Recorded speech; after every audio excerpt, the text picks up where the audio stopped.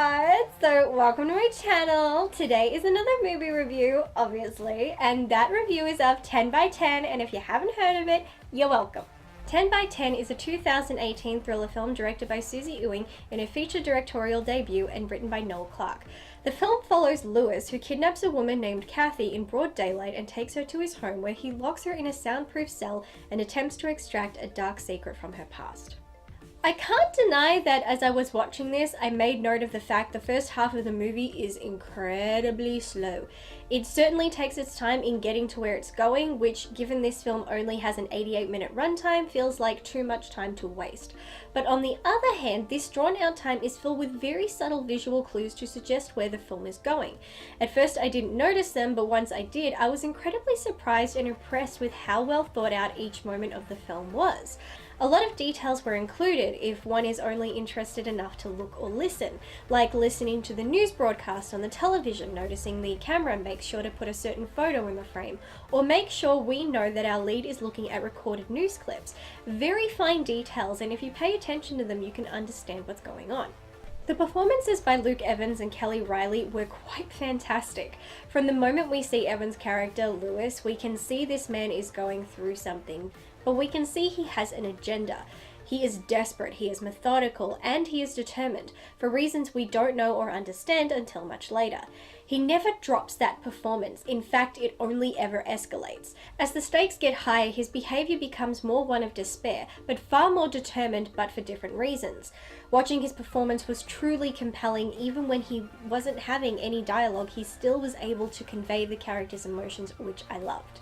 Kelly Reilly, another incredible performance, and what a complex character.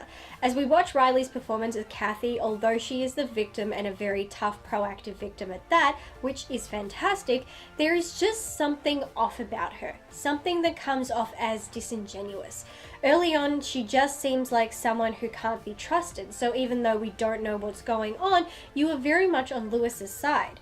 As motives and past and revelations are revealed, subtle performance choices made by Reilly at the start of the film suddenly make so much sense and make me appreciate even further just how well done and thought out this film is. So much is revealed by the end of the film that it makes emotions high, and the fact it leads to this big but very typical confrontation actually makes all the slow moments worth it. We have two characters who's something they're fighting for, two entirely different things on different ends of the spectrum, but both are very strong motivators. The fight scenes are surprisingly intense. You never know who is going to come out victorious. There's no fancy stunts, it's just down, dirty, desperate fighting. It looks authentic and I love it. The style of the film is quite subtle, which is something I appreciate in films like this. The shots are deliberate, thoughtful, precise, but understated in a beautiful way. There is something about how it's filmed that feels cold and lonely, like it's searching for something. It's such a perfect reflection on the characters that I can't not admire it. At first I was having issues with the film, but it's not until it's all over that you can look back and really appreciate and understand what you've just watched and truly start to absorb the finer details. For Ewing's feature film debut, this has really impressed me, and I feel she is one to watch. Thank you for clicking on this video, thank you for watching, and if you watched all the way to the end, thank you double. If you want a third thank you, go ahead and click that thumbs up. I swear it doesn't cost a dime. Also, how much is a dime? I don't know. Anyway, until next time, bye.